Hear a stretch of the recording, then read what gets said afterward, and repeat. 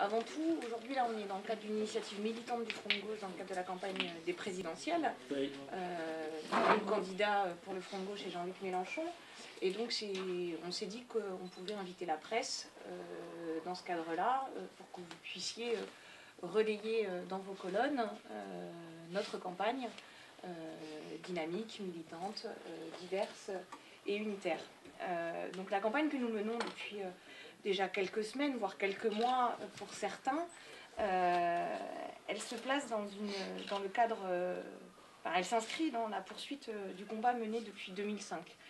Depuis 2005, de la campagne contre le traité constitutionnel européen et de la victoire du non de gauche à ce traité constitutionnel. Et puis des européennes également, de 2009, où le Front de Gauche est né. Alors le Front de Gauche, d'abord, c'était le Parti communiste français, qui était représenté à l'époque par Marie-Georges Buffet, le Parti de gauche, représenté à l'époque par Jean-Luc Mélenchon, et qui venait de sortir du Parti socialiste, et puis la gauche unitaire, représentée par Christian Piquet, et qui représentait des militants du NPA, insatisfaits par la ligne globale de cette organisation. Et puis ce rassemblement, il s'est élargi. Il s'est élargi en fonction des différents mouvements sociaux qu'on a pu connaître, mais aussi des échéances électorales, les régionales, les cantonales, et maintenant les présidentielles et les législatives. Il s'est élargi à d'autres organisations d'abord, Convergence et Alternative, dont le camarade qui est représenté normalement sur Amiens, qui représente cette organisation sur Amiens, ne peuvent pas être présents aujourd'hui, mais qui sont associés à cette campagne, et puis les camarades de la phase. J'ai pas le communiqué que vous avez envoyé, justement, je le cherchais. Où il y avait justement... Je ne l'ai pas non plus. Non, c'est pas grave, je le retrouverai. Mais effectivement, il y avait toutes... Voilà. Et les camarades de la phase, et puis bien sûr, d'autres militants du Front de Gauche non organisés, qui, au fur et à mesure, s'agrègent autour de cette campagne et s'investissent, prennent le pouvoir dans le cadre de la campagne. C'est-à-dire que sur Amiens notamment, on se réunit tous les lundis, quelle que soit notre étiquette politique, notre place dans des partis, etc. Et on décide ensemble, collectivement, de comment nous souhaitons mener cette campagne et les objectifs politiques que nous souhaitons lui donner. Oui, tous les lundis soirs à 18h. Oui, c'est ici, puisque c'est au départ le local du Parti communiste français, mais qui devient, pour les quelques mois à venir, le local du Front de Gauche, ou en tout cas pour la salle du bas, comme vous pouvez le voir sur les murs. Donc voilà. Donc ce Front de Gauche, il a plusieurs objectifs. Le premier, c'est d'abord de battre la droite et de virer Sarkozy du pouvoir en place, enfin, du pouvoir actuellement. Battre la droite parce que l'ensemble des réformes que nous connaissons depuis 5 ans, voire même une dizaine d'années, sont particulièrement difficiles pour les gens au quotidien, pour le peuple. Sont des réformes d'austérité qui font le choix de ceux qui gagnent le plus et non pas ceux qui gagnent le moins. Ces réformes précarisent et on est dans une situation économique aujourd'hui où, à notre avis, au Front de Gauche, ce ne sont pas des mesures d'austérité qui permettront de résoudre, mais bien des mesures sociales qui permettront de résoudre cette crise du capitalisme. Excusez-moi. Notre deuxième objectif, c'est de battre l'extrême droite. Parce que nous pensons que ces idées de division, de stigmatisation, d'opposition des uns contre les autres, ce n'est pas non plus la solution. Il n'y a pas de solution nationaliste à la crise économique en Europe. La seule solution, c'est celle des peuples, ensemble, de la fraternité, de la solidarité. Et ça, on a besoin de le répéter au Front de Gauche. Donc la droite, l'extrême droite, une droite qui s'extrême droitise, avec les dernières sorties de Claude Léon, voire même de Nicolas Sarkozy sur sa proposition de référendum pour les obligations des chômeurs. Enfin, j'ai pas bien compris encore ce que c'était. Donc Nicolas Sarkozy se souvient que le peuple peut décider. Se souvient que le peuple, finalement, quand il décide, ce n'est pas forcément si idiot, et que, alors que c'est quand même le même qui, suite au référendum de 2005, a imposé par un vote à l'Assemblée nationale le traité de Lisbonne qui disait l'inverse de ce que le peuple avait décidé à majorité en 2005 contre le traité constitutionnel européen. Donc voilà, c'est quand même une grosse blague. Et puis la troisième chose, c'est tirer les lignes à gauche. Tirer les lignes à gauche, puisque nous, au Front de Gauche, nous pensons que nous pensons qu'il n'y a pas de sens à la rigueur, que la rigueur n'est pas une solution, et qu'aujourd'hui, ce qu'il faut, c'est ouvrir les vannes, répartir autrement les richesses, et permettre au peuple de décider en termes de démocratie, c'est-à-dire la démocratie, répartir autrement les richesses. Donc voilà, et on se rend compte depuis quelques semaines maintenant que la campagne du Front de gauche fonctionne, que ce que nous disons est entendu à gauche aujourd'hui, mais aussi est entendu par le peuple. Et force est de constater que ce soit nationalement ou localement, l'initiative du Front de gauche rassemble de plus en plus de monde, et de plus en plus de gens commencent à être convaincus qu'une autre politique est possible, qu'une alternative à gauche est également possible, et qu'une autre politique que l'austérité et que l'accompagnement du capitalisme et du libéralisme est envisageable et crédible. Voilà. Donc nous, on peut, comme dirait Jacques Généreux dans son ouvrage sur le financement des propositions du Front de gauche, nous, on peut. Juste en termes de propositions phares de la campagne elle s'organise sous plusieurs angles. La question du pouvoir d'achat et du bien-vivre des Français, du peuple. Donc de revendications phares du Front de gauche, le SMIC à 1 700 € brut, dans un premier temps, qui s'appuie sur les revendications du mouvement social et de ses organisations syndicales représentatives. Et puis bien sûr le retour à la retraite à 60 ans à taux plein, puisque comme le dit notre candidat, c'est justement parce qu'on travaille moins qu'on vit plus longtemps, et qu'aujourd'hui c'est possible de revenir sur cette retraite à 60 ans, de la remettre en place. Voilà, donc ça c'est 2 éléments.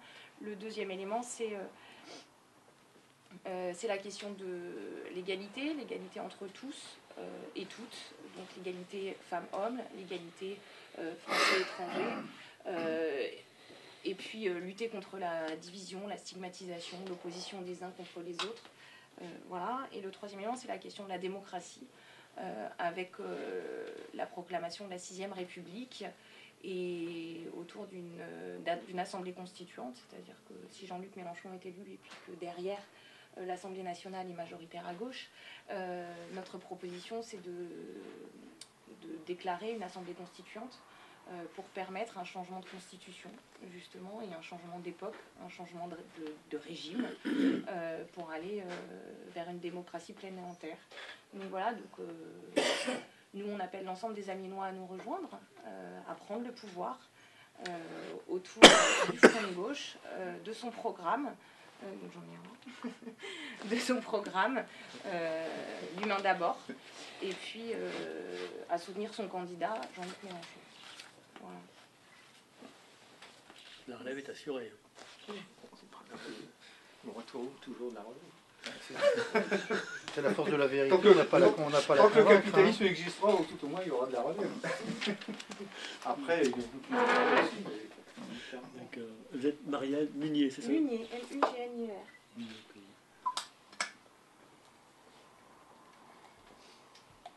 Et vous représentez au sein du Front de gauche? Ici, je suis au sein du Front de gauche, et sinon, je suis militante à la gauche unitaire. Voilà, c'est ça. C'est la porte-parole. Mais ce que j'ai dit, c'est la parole collective du Front de gauche. Oui, Voilà. non, mais j'ai Tout à bien... fait. J'ai bien compris.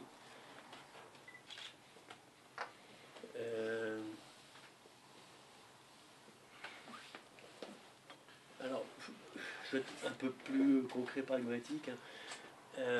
Après les législatives, après les présidentielles, où apparemment, effectivement, Jean-Luc Mélenchon est crédité d'un bon score, au moins dans les sondages pour l'instant.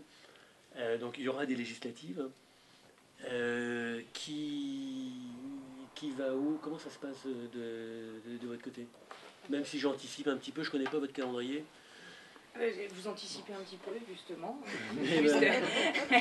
Quel est votre calendrier et qui... C'est-à-dire, la première chose, je pense que vous auriez pu poser la question si on n'avait pas inversé le système électoral, qui est un des plus pervers, le système de présidentiel quand même. Donc ça, s'il n'avait pas été inversé, vous auriez pu poser cette question au problème.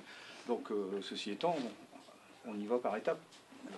a les présidentielles maintenant, on verra les législatives après. Oui, mais enfin, il faut être prêt avant les présidentielles, il faut être prêt pour les législatives.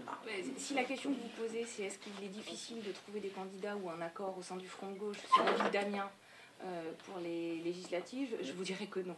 C'est loin d'être difficile puisque c'est fait. Mais que donc, alors, nous, dans la première, donc...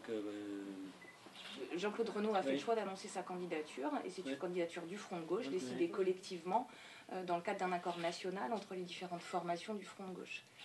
Sur la deuxième circonscription, nous avons fait le choix en termes de calendrier de mettre en avant d'abord la campagne des présidentielles, et vous serez invité très prochainement à une conférence de presse d'annonce des candidatures aux législatives sur la deuxième circonscription. Mais ce sera avant les présidentielles. Ce sera avant les présidentielles. D'accord. Alors, très prochainement, c'est quoi? Très prochainement. Vous comprenez, dans des organisations démocratiques, il y a débat. Ouais. Quand il y a débat, il y a échange, donc, et puis il y a décision à un moment donné. Très prochainement. Dans les semaines à venir, avant la fin février. D'accord. Voilà. Mais tout ce qu'on cultive là... Ce qui veut dire que vous revendiquez cette circonscription? Non.